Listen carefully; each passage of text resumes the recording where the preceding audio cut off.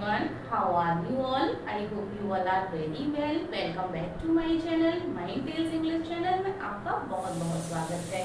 Students, as you know that हमारी grammar की series चल रही है एंड उसमें हमारा टॉपिक चल रहा है टाइम एंड टेंस। हमने प्रेजेंट का कंप्लीट कर लिया है एंड पास्ट का कंप्लीट कर लिया है। आज पढ़ेंगे future continuous tense and future indefinite tense. मैंने प्रीवियस वीडियो में बता दिया है। देन समझते हैं फ्यूचर कॉन्टिन्यूअस टेंस किस टाइप के टेंस होते हैं और इसमें किस टाइप के सेंटेंसेस आते हैं। समझते हैं। देखिए, फ्यूचर कॉन्टिन्यूअस टेंस हमने प्रेजेंट कॉन्टिन्यूअस पढ़ा था, वो हमें समझ आया कि मीन्स प्रेजेंट में वर्क हो रहा है, जो एक्शन है वो प्रेजेंट में हो रहा है। पास्ट कॉन्टिन्यूअस पढ़ा कि जो भी वर्क जो एक्शन था वो पास्ट में हो रहा था, कंटिन्यू था, पास्ट में कंटिन्यू था, उसका प्रेजेंट से कोई रिलेशन नहीं है।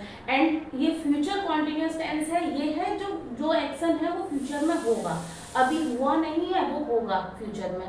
तो इस टाइप के एक्शन जो होते हैं वो आते हैं फ्यूचर कॉन्टिन्यूअस टेंस में। समझते हैं। A continuous tense which will happen in the future means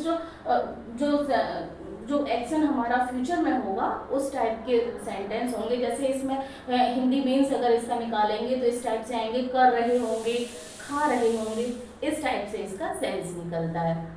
then इसका स्ट्रक्चर समझ लेते हैं।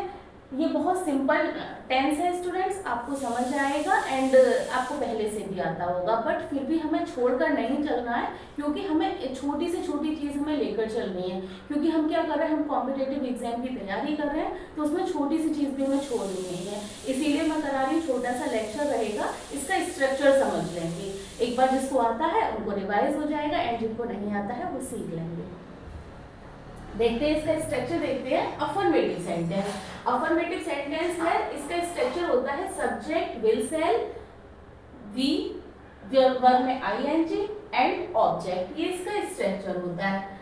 अब यहीं पर आप एक चीज रिलेट कर सकते हैं एंड जिसने मेरी वर्ब की वीडियो देखी होगी जहां मैंने वर्ब पढ़ाया है, अगर पूरा वर्ब का टॉपिक क्लियर किया होगा तो वहां उन बच्चों के मन में डाउट आ रहा होगा कि मैडम ने जो विल सेल लिखाया था ना, विल सेल मॉडल में लिखाया था, यहाँ हेल्पिंग वर्ब में भी लिखाया है, वहाँ पे मैंने मॉडल में भी लिखाया था एंड हेल्पिंग वर्ब में भी लिखाया था।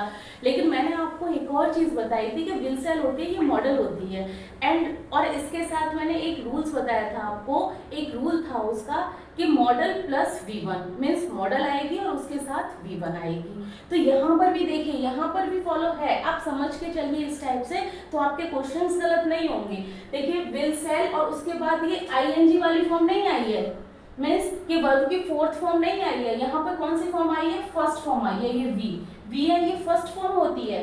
देखिए विल सेल है, उसके बाद वी आई है, इसमें आईएनजी लगाना था क्योंकि कॉन्टिन्यूअस टेंस के लिए हम आईएनजी का यूज करते हैं, तो आईएनजी लगाना था, तो उससे पहले वी आ गया। तो अब इस टाइप से अगर समझ के चलेंगे ना तो स्ट्रक्चर भूलेंगे नहीं कि इसमें वी आता है। और वी क्यों आता है, क्योंकि ये जो विल सेल होती है ये मॉडल होती है और ये इनके बाद वी बनाता है।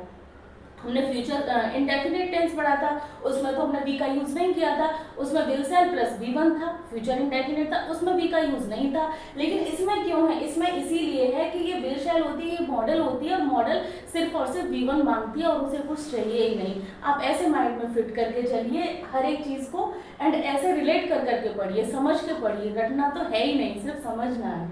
तो आई होप आप ये क्लियर कर पाए हैं कि विल सेल है तो ये एक मॉडल होती है जिसके बाद V1 की जरूरत होती है, तो इसीलिए यहाँ पर वी आता है। अब एग्जांपल से समझेंगे। We shall be watching TV in the evening means कि हम शाम को टीवी देख रहे होंगे, अभी देख नहीं रहे हैं, देख रहे होंगे, तो यहाँ पे शैल बी आ गया। और मैंने प्रीवियस वीडियो में भी आपको बता दिया है कि आई वी होता है, उसके साथ हम सेल का यूज करते हैं, बाकी सबके साथ हम विल का यूज करते हैं। इसमें सिंगुलर प्लूरल वाला सीन नहीं होता है कि सिंगुलर के साथ विल लगाएंगे एंड प्लूरल के साथ सेल लगाएंगे। इसमें होता है आई वी के साथ हम सेल लगाते हैं और बाकी सबके साथ विल का यूज करते हैं। देन अब इसका नेगेटिव स्ट्रक्चर देखेंगे। Subject will shall not V verb में ING and object.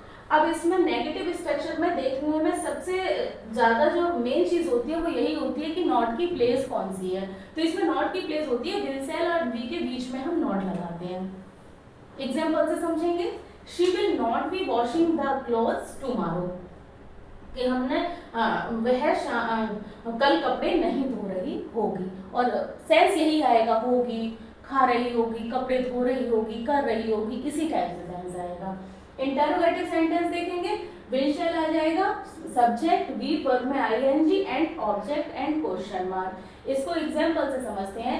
Shell I be going to market, क्या मैं मार्केट जा रही होंगी, इसका ये सेंस हो गया। अब इसी में इंटरोगेटिव होता है, इसी में नेगेटिव आ जाएगा, तो हम नॉट को कहाँ रखेंगे? देखिए विल शैल हो गया, सब्जेक्ट हो गया, सब्जेक्ट के जस्ट बाद हम नॉट को रख देते हैं, एंड वी वर्ब में आईएनजी एंड ऑब्जेक्ट। एंड इसका एक और स्ट्रक्चर होता है, दोनों सेम होते हैं, मीनिंग दोनों का सेम निकलता है, हम कोई सा भी यूज कर सकते हैं।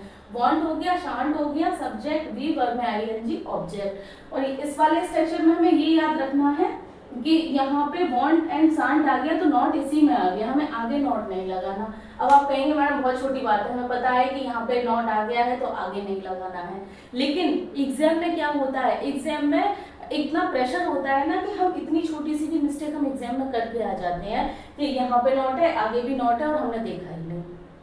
इसलिए मैं इस पर फोकस करा रही हूँ कि अगर इस टाइप का स्ट्रक्चर होगा तो नॉट पहले ही आ जाएगा, आगे देखेंगे नॉट तो नहीं दे रखा है उसने। देन एग्जाम्पल से समझेंगे, won't they be playing cricket tomorrow, वे कल क्रिकेट नहीं खेल रहे होंगे। एंड यही है will they not be playing cricket tomorrow, कि वे कल क्रिकेट नहीं खेल रहे होंगे। आई होप स्टूडेंट्स ये स्ट्रक्चर आपको समझ आया है, और इसमें समझाने के लिए और कुछ भी नहीं है, सिर्फ इतना ही है। जो नेक्स्ट वीडियो आएगा वो फ्यूचर परफेक्ट टेंस पे आएगा, और हमारे टेंस देखिए अब खत्म होने वाले हैं, बस 2 लेक्चर और आएंगे, उसके बाद हमारे टेंस खत्म हो जाएंगे, और फिर हम सब्जेक्ट वर्ब एग्रीमेंट का चैप्टर पढ़ेंगे। और इन्हें पढ़ने के बाद आप देखिए कि आपको कितना मजा आएगा सब्जेक्ट वर्ब एग्रीमेंट चैप्टर पढ़ने में। स्टूडेंट्स ये वीडियो आपको कैसी लगी आप कमेंट करके जरूर बताइए। मिलते हैं नेक्स्ट वीडियो में। Thanks for watching this video.